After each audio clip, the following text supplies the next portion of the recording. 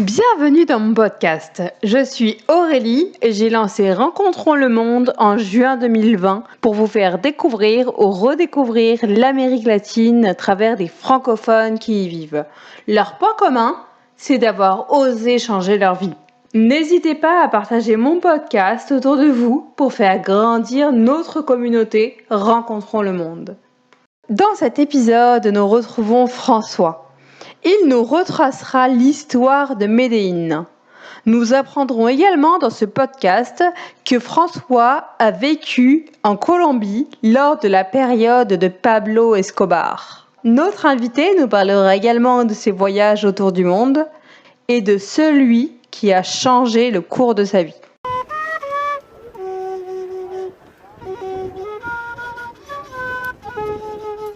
Bonjour monsieur, donc je vous remercie d'avoir accepté mon invitation. Avec plaisir, je suis très heureux d'y participer aussi.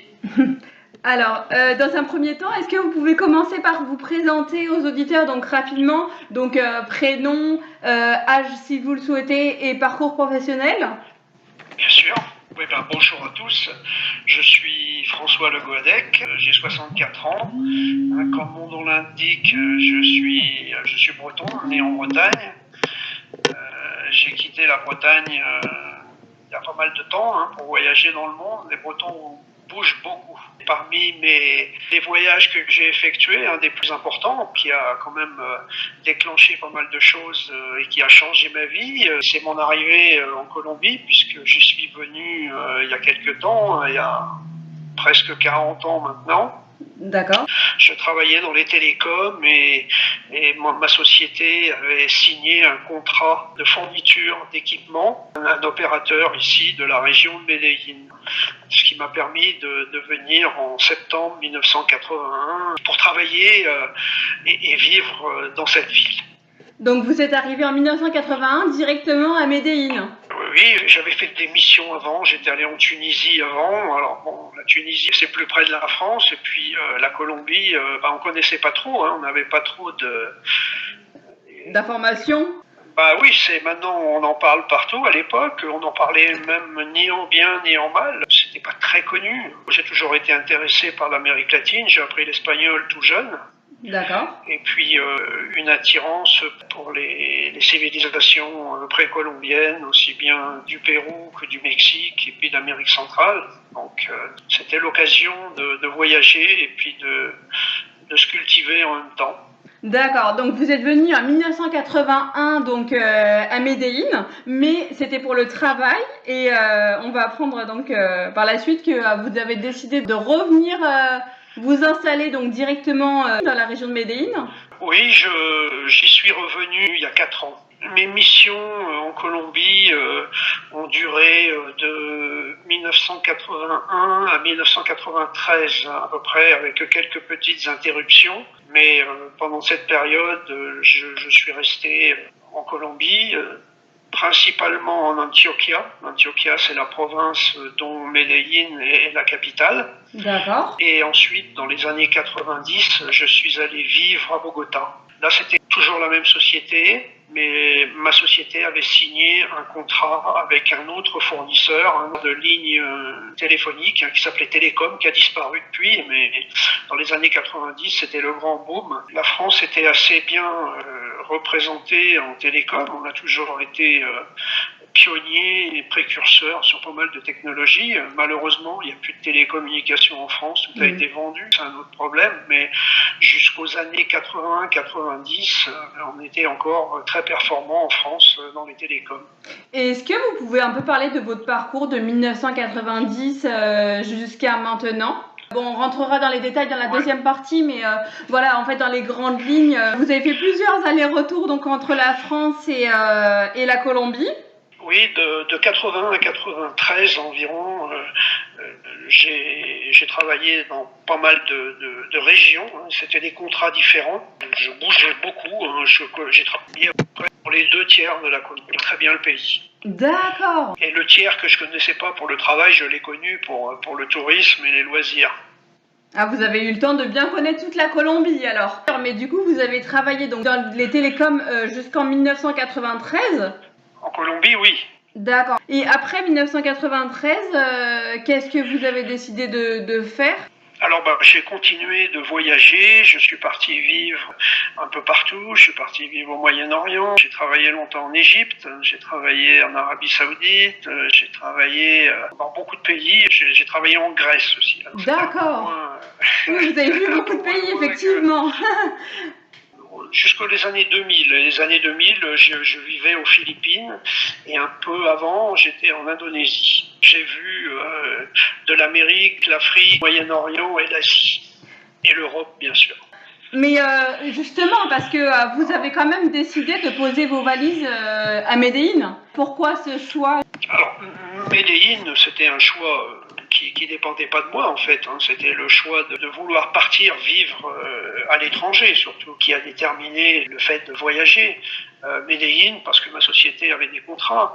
Au départ, je devais partir au Brésil, et puis ça s'est pas fait. Puis les conditions de l'époque ont fait que m'a demandé si je voulais aller au Colombie, mais j'ai accepté quoi.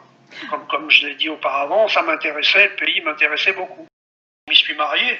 D'accord. Ah oui, très très important.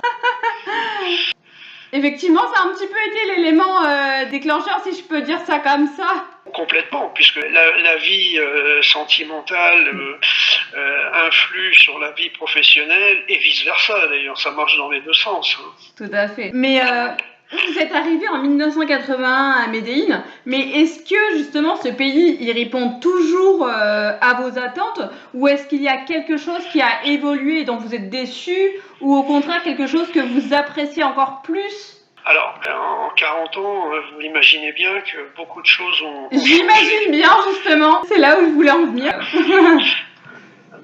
C'est-à-dire que la Colombie, à partir de 1984, est rentrée dans une spirale infernale de la violence qui avait déjà existé en 1948. Moi, j'étais pas né encore, mais il y a plusieurs phénomènes comme ça.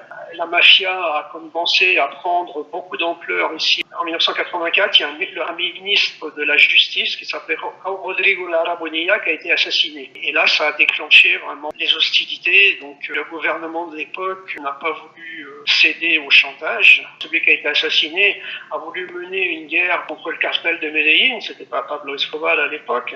Ça a déclenché une spirale de violence qui s'est terminée en 92 à peu près, ce qui veut dire que... Ah oui, ça a duré quand même 8 ans alors.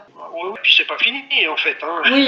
Il y a toujours, alors, puis la même chose, mais c'est arrivé à son paroxysme entre 89 et 91, où là, Escobar est rentré dans sa folie meurtrière et a commencé à mettre des bombes partout, à faire sauter les avions, à tuer tout le monde complètement aveuglément. À l'époque, je vivais à Bogota à partir de 90, donc, et il y avait 2 bombes qui sautaient par jour. Hein. Oh, entre les années, donc si je comprends bien, 1984 et 1992. Oui, alors il y a eu des périodes un peu plus calmes ou un peu plus violentes, si on le prend dans ce sens-là. 89 a été vraiment une deuxième vague de violence, parce qu'il y a eu un candidat à la présidence de la République, Luis Carlos Galán, qui a été assassiné. On l'a vu dans les différents feuilletons qui existent sur cette période. Donc là, c'est pareil. Hein.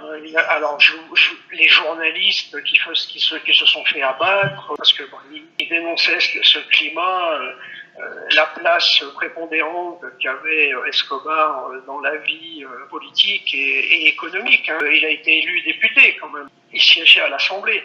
Ça a été une période très très dure qu'on essaye d'oublier, gommer, alors c'est dur. Bien sûr, parce que c'est ancré dans l'histoire. Mais la ville de Medellín qui a souffert, alors c'est pas la seule à avoir souffert, mais elle a souffert beaucoup. Moi j'ai eu des membres de ma belle famille qui ont été tués. Et à l'époque, il n'y avait pas une seule discussion qui tournait autour des gens qui s'étaient fait descendre la veille. Hein. D'accord. Même si cette période a été particulièrement dure, vous avez quand même voulu rester à Medellín et vous ne vouliez pas, par exemple, soit donc rentrer en France avec votre famille, bien sûr, ou soit partir dans une autre ville. Medellín, c'est l'épicentre, ce qui ne veut pas dire qu'il n'y avait pas de violence ailleurs. Il y a eu un fameux attentat là, qui s'est passé à Bogota. On a fait sauter la moitié du bâtiment du DAS, qui était la police secrète. C'était même à Beyrouth, à l'époque, ils n'avaient pas fait, quoi. C'était un véhicule complètement rempli d'explosifs. C'était terrible. Alors, il y avait de la violence partout. C'est difficile de dire qu'il n'y avait pas un endroit qui était particulièrement pacifique. C'était partout. Et puis, ça pouvait toucher tout le monde. Et quand on a mis une bombe dans l'avion de Medellín, d'Avianca, c'était cet avion-là, mais ça aurait pu très bien être une autre destination. C'était en quelle année, ça ? Ça, c'était en 88. D'accord. Et c'était un vol national ou c'était un vol international ? Non, c'était un vol national. D'accord. Mais il y en a eu beaucoup d'autres. En cette période, moi, je cherche à l'oublier. On sait ce qui s'est passé. Il y a eu un fait, par exemple, en 84, il y a eu le fils du consul de France qui a été abattu ici à Medellín. C'était le consul honoraire qui s'appelait Alain Le Floïc. Vous voyez, ça touchait tout le monde. Oui, tout à fait, tout à fait. Peu importe les personnes, ça les touchait. Et justement, après 1992, est-ce que justement il y a eu des choses qui vous ont déçu ou quelque chose au contraire que vous avez plus apprécié ? Parce que j'imagine que si vous avez souhaité rester en Colombie, c'est qu'il y a quand même des choses positives qui vous ont poussé à le faire. Donc bien sûr, vous avez rencontré votre épouse actuelle, mais quelles ont été les autres choses qui vous ont poussé justement à rester en Colombie ? Bon, déjà, il ne faut pas penser qu'aux choses mauvaises. Tout à fait, je suis complètement d'accord avec vous. Oui. En général, c'est pas forcément en Colombie, mais... Pourquoi ? Parce que c'est un pays très agréable. C'est un pays qui a énormément de qualités, qui a beaucoup de défauts, mais qui a des qualités. Mais je crois qu'il n'y a pas un seul pays qui soit parfait dans le monde. Tout à fait. Quelles sont pour vous les plus grandes qualités de ce pays alors ? C'est la chaleur humaine des gens. C'est très agréable. Les gens sont très sympathiques. Les gens ont appris à vivre avec cette période. Les jeunes générations ne les connaissent pas, bien sûr. Enfin, ils ont entendu leurs parents en parler. Et ils sont passés par des périodes tellement dures, tellement terribles, oui. que les gens sont optimistes. Ils sont devenus optimistes un petit peu à travers peut-être tout ce qu'ils ont vécu également. Voilà, on se dit que ça peut pas être pire. J'espère que la première partie de cet épisode avec François vous a plu.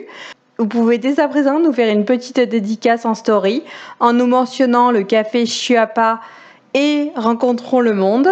Dans la deuxième partie de cet épisode, nous parlerons de Medellín qui est une ville très dynamique.